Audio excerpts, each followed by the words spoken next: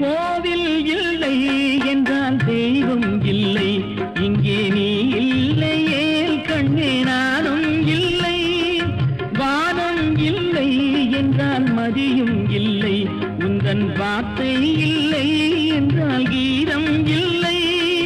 நீ வந்ததால் தானே பூ வந்தது, நீ வாடினால் வண்ண பூ வாடுமே.